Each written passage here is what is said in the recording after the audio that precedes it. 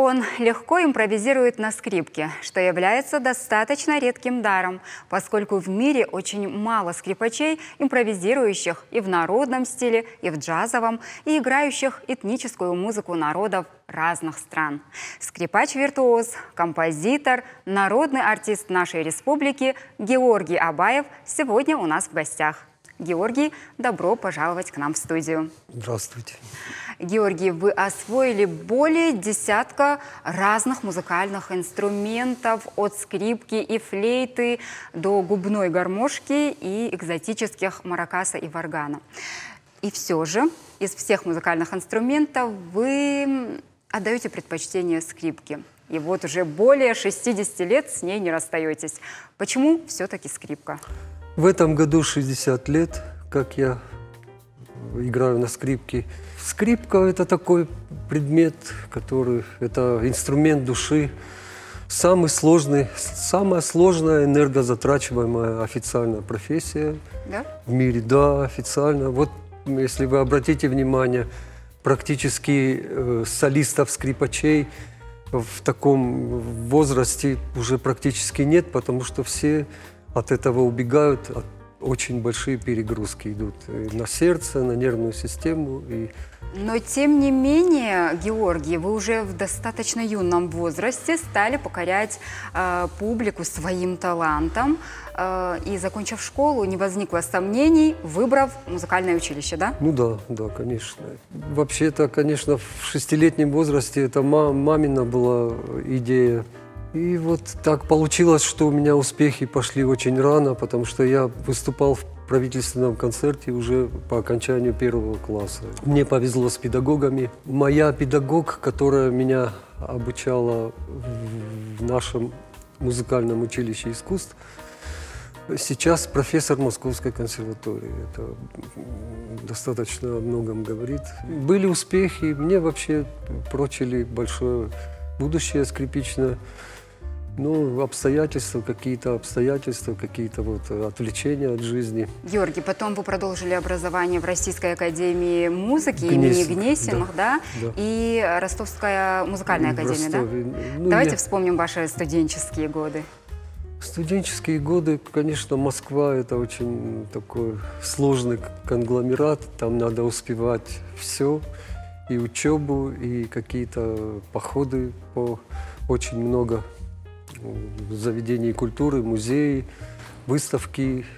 Я очень любил тогда ходить на московские международные кинофестивали, потому что это была единственная возможность посмотреть фильмы, которые не проходили цензуру. Георгий, вскоре после окончания учебы у вас было очень много выступлений. И вот стало интересно, помните ли свое первое такое выступление и как все это происходило?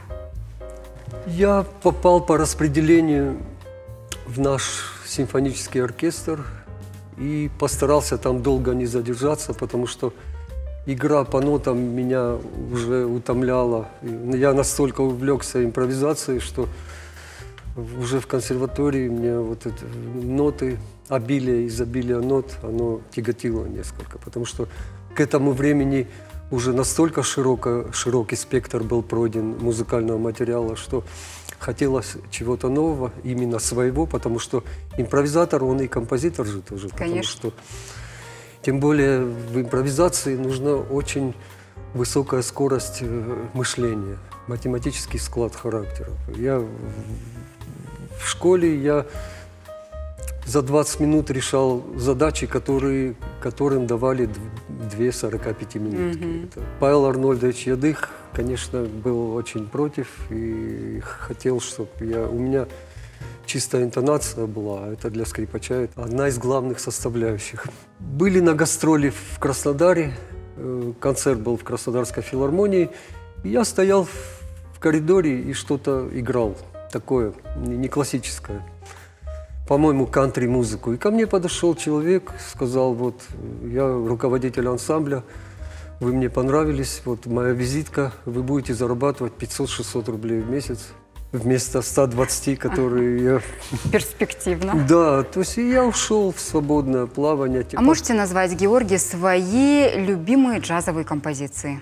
Вы знаете, это примерно как спросить у художника, какой у него любимый цвет, потому что палитра, она настолько разнообразна и настолько совершенно разные оттенки дает, что я не смогу это сделать. Вообще джаз, как сказал великий Майлз Дэвис, джаз – это блюз. И вот именно блюзовая составляющая у меня, как бы вот я дружу очень. Давайте, Георгий, поговорим о вашей композиторской деятельности. Вы сами не исполняете свои песни? Песни нет, я не пою. Я пел одно время и на сцене пел, но потом, вы знаете, скрипачу вообще не полезно петь.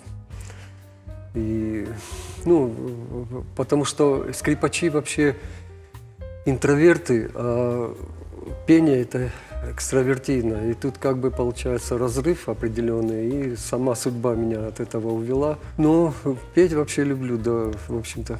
Я воспитывался на Битлз. Петь их было огромное наслаждение. Георгий, а вот говорят, что осетинская, старинная скрипичная музыка близка к европейской. Вы как профессиональный исполнитель знаете это как никто. Но все же, какой музыке ближе наша осетинская? Вообще по ладу, у каждого лада есть как бы своя характеристика, чисто математическая, то есть определенные ноты в определенном соотношении. Вот, к удивлению вам скажу, что осетинская музыка очень близка к еврейской по ладу. Но она близка к шотландской, вот, к музыке Великобритании, так скажем, потому что корни-то аланы прошли через всю Европу и оставили свой след, и в музыке тоже, просто, к сожалению, большому сожалению, инструментарий очень скудный, поскольку походная жизнь не сопутствует сохранению инструмента, и вот те 3 инструмента, которые до нас дошли, это, конечно, очень мало. И вот, к примеру, если скажу, что в Индии национальных инструментов более 300. А правда, Георгий, что академик Васо Абаев в свои последние годы слушал только ваши альбомы? Да, это сказала вот женщина, которая его опекала последние годы. Мне об этом рассказала директор музея Костахидагурова, где разрешили сделать одну комнату Васо Абаева. Она собирала вещи и видела магнитофон и решила посмотреть, что же слушал Васо. И не обнаружила кассет. Только в магнитофоне была одна кассета, она включила и говорит, вот твой диск. И женщина, она говорит, последние 2 года, кроме этого, больше ничего не слушал.